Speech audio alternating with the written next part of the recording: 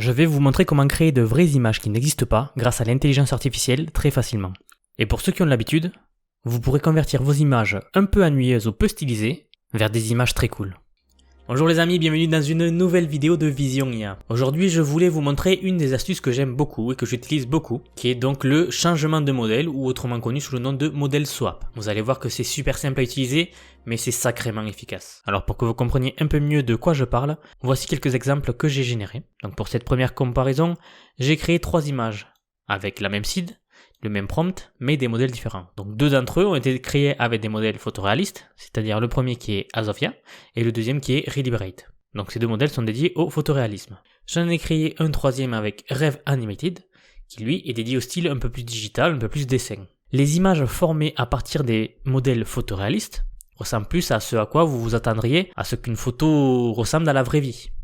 C'est-à-dire qu'effectivement votre image en sortie est assez ressemblante à ce que ressemble à une image dans la vraie vie, mais du coup c'est un peu terne, c'est un peu ennuyeux, un peu statique. En fait, si vous regardez bien, l'arrière-plan n'a pas l'air très intéressant, et la composition générale est quand même un petit peu terne. Tandis que si vous regardez l'image créée à partir de Rev Animated, celle-ci a un peu plus de jeu, un peu plus d'expressivité, et vous voyez que le style artistique est un peu plus marqué, ce qui est normal puisqu'elle est formée avec de l'art numérique. Donc ce modèle-là de Rev Animated a été entraîné avec beaucoup d'images de référence, qui sont donc beaucoup plus stylisées, mais en contrepartie, comme vous le voyez, le personnage n'est pas très photoréaliste, c'est-à-dire ça reste un dessin, ça reste de l'art digital.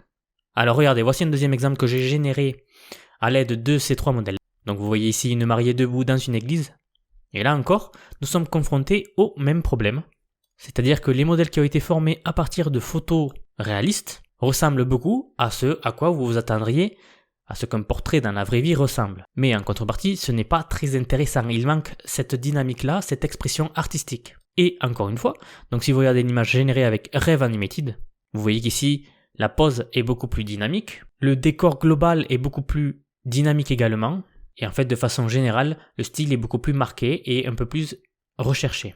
Pour que vous puissiez voir un petit peu la différence que cela a, si vous allez sur Google et que vous tapez par exemple portrait femme, vous obtenez ce genre-là de photos. Donc vous voyez que c'est des photos réalistes.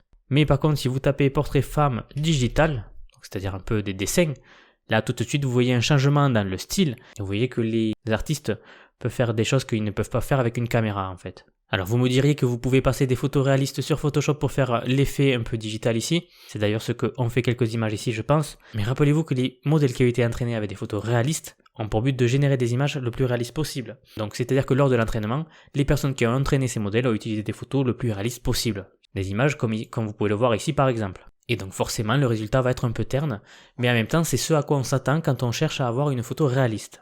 Puisque dans la réalité, lorsque vous prenez votre appareil à photo et que vous faites une photo à quelqu'un, évidemment que ça ne va pas sortir comme si vous faisiez un dessin de cette personne.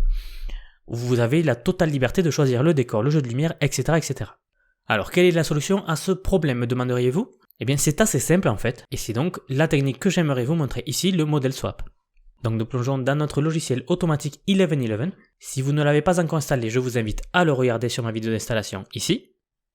Dedans, je vous explique comment installer, comment générer vos premières images et comment installer également les différents modèles, puisque c'est ce dont nous aurons besoin ici. Et vous allez voir que nous avons besoin de rien d'autre. Alors la première chose à faire sera de générer une image que vous souhaitez, en utilisant le modèle qui vous donnera le jeu de couleurs, la composition, l'expressivité et ce que vous recherchez en fait à créer dans cette image et dans cette scène que vous voulez créer. Donc ici nous allons utiliser Rev Animated, qui est donc un modèle très très puissant pour styliser les images. Vous allez voir que ça crée des décors assez jolis. Donc la première étape, ça va être de trouver mon prompt. Bon, je ne vais pas chercher très longtemps ici. J'avais déjà préparé un petit prompt. Je choisis mes styles. Ici, on va aller sur du default négatif et du digital oil painting. Alors vous retrouverez cette feuille de liste là dans la description de ma vidéo. C'est un fichier CSV qui vous suffit de coller ici à la racine de votre automatique 1111. Je l'explique dans ma vidéo d'installation. Pour ce qui est du clip skip, nous allons le mettre à 2 puisque nous n'utilisons pas ici un modèle photoréaliste et donc le clip skip de 2 va donner beaucoup plus de liberté pour Rev Animated. C'est d'ailleurs comme cela que nous conseille de l'utiliser l'auteur. Alors de base, vous n'êtes pas censé avoir ici à haut, vous voyez, les différents réglages de clip skip, de SDVAE, de Adlora, etc. D'ailleurs, un utilisateur m'a demandé en commentaire comment nous pourrions rajouter ces options-là, mais pour le rajouter, c'est très simple. Donc vous allez dans Settings, vous descendez ici en bas, dans Users Interface, et si vous redescendez encore ici, il y a donc un paramètre à régler qui s'appelle Quick Setting List, qui est ici tout ce que vous allez voir en haut de votre interface là. Alors moi j'ai choisi ces 4 là, vous pourrez choisir ce que vous voulez, il vous suffit de cliquer sur la liste ici déroulante et chercher ou taper ce que vous souhaitez voir apparaître. Si vous souhaitez le clip skip, il vous suffit donc de chercher clip stop at last layer. De même si vous voulez changer vos VAE ou si vous voulez changer le LoRa, etc. À vous de choisir ici ce que vous souhaitez. Allez, donc on revient à la configuration. On va utiliser les paramètres classiques que nous utilisions jusqu'à présent, donc le DPM++ de mKaras. On va utiliser 50 itérations. On va prendre le mode portrait. J'utilise ici une extension qui me permet de choisir les ratios rapidement. C'est l'extension SDWeb AR. Voilà, donc si jamais vous voulez l'installer, elle s'appelle comme ça. Alors je vais générer 4 images pour choisir la meilleure, comme d'habitude. La suite sera random.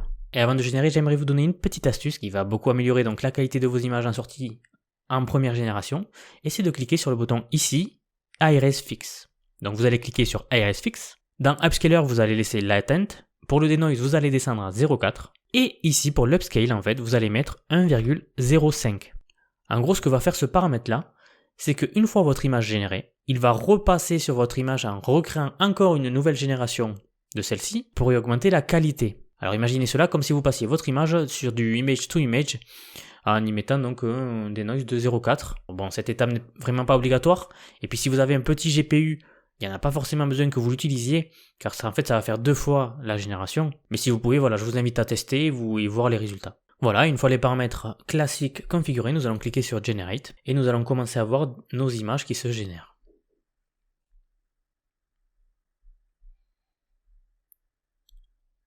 Voilà, donc nous nous retrouvons avec nos générations ici. Alors vous voyez que c'est des générations avec un style assez marqué, assez digital et assez sympa. Donc si vous essayez de faire ça avec des modèles photoréalistes de base, vous allez voir que ça va pas beaucoup marcher. Et pour cause, ces modèles-là n'ont pas été entraînés avec des images. Et pour cause, les modèles photoréalistes, encore une fois, n'ont pas été entraînés avec des images de cette façon-là. Alors je sais même pas s'il existe des photos de stock ou des photos tout court de femmes de cette façon-là qui seraient devant un tank à l'armée, honnêtement. Mais peu importe en fait. Vous allez voir que maintenant que vous avez trouvé donc une image qui vous plaît, alors par exemple nous allons prendre celle-ci, et vous cliquez sur Send Image to Image. Alors une fois votre image dans Image to Image, donc le prompt que vous aviez s'est importé, les négatifs aussi, attention les styles ne s'importent pas, donc il va falloir les remettre, donc tout simplement nous allons aller ici, Default Negative. Alors voilà, c'est maintenant que nous allons utiliser ce que nous appelons le modèle swap, c'est tout simplement de changer le modèle par un autre modèle photoréaliste. Donc ici je vais utiliser Reliberate, qui est un des modèles photoréalistes les plus puissants en ce moment.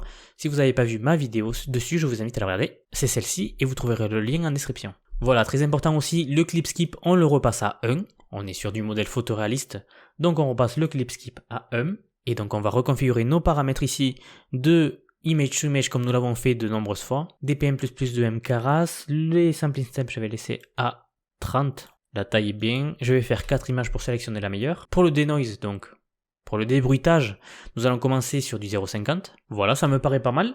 Et donc nous pouvons générer. Et donc ce qu'il va se passer, c'est que votre image ici, à la base créée avec le modèle Rev Animated, pour avoir une composition générale et donc un style plus digital et beaucoup plus joli tout simplement, va être convertie en style photoréaliste grâce à notre modèle Reliberate. Voici quelques résultats. Voilà, donc vous voyez que nous sommes passés sur du photoréalisme tout en gardant la composition générale de l'image. Alors on peut même l'améliorer comme d'habitude très facilement, donc vous cliquez ici sur Send to Image de nouveau pour la renvoyer sur votre entrée. Et alors on va la redimensionner en la faisant x2 pour ajouter beaucoup de détails. On diminue un petit peu le denoise à 0,45 par exemple, c'est très bien. Alors je vais faire juste 2 images, pas besoin d'en faire des milliers puisque le denoise va être assez bas. Et on relance. Voilà, histoire de grandir l'image, rajouter des détails et avoir un résultat un peu plus sympa quand même. Photoréaliste toujours. Voilà, et ce résultat me va pas mal. Alors regardez, si on compare l'avant et l'après.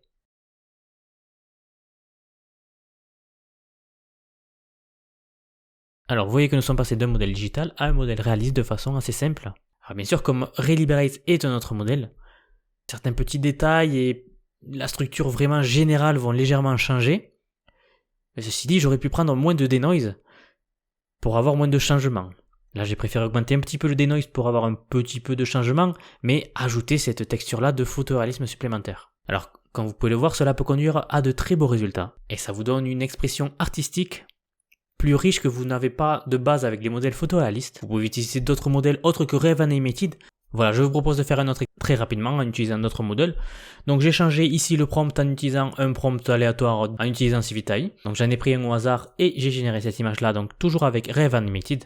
Une fois mon image générée, je vais donc l'envoyer dans Send Image to Image. Je change le modèle. Ici nous allons utiliser un autre modèle, donc par exemple Azovia Photoreal. Donc en utilisant la même configuration que la dernière image générée, je vais régénérer de nouveau. Et là donc nous allons commencer à obtenir des résultats photoréalistes. Voilà, quand nous avons une image qui convient à peu près, nous allons cliquer sur Send Image to Image de nouveau. Et donc on va y augmenter la résolution. Et donc si nous comparons les deux, vous voyez que la structure générale est préservée. Alors vous avez vu qu'ici j'ai augmenté pas mal le denoise en 2 fois, donc la première fois pour le modèle swap et la deuxième fois pour augmenter la résolution. J'aurais pu laisser le denoise assez bas pour avoir moins de changements. Encore une fois, c'est à vous de faire des tests et des expérimentations en fonction de ce que vous souhaitez. Et voilà, dites-moi en commentaire ce que vous pensez de cette méthode. Et dites-moi également si vous utilisez d'autres astuces ou techniques que peut-être je ne connais pas, qui vous aident à obtenir de meilleurs résultats lors de vos générations. En tout cas, merci d'avoir regardé. Si vous avez aimé la vidéo, je vous invite à me laisser un petit like. Et en tout cas, je vous dis à bientôt pour la prochaine vidéo.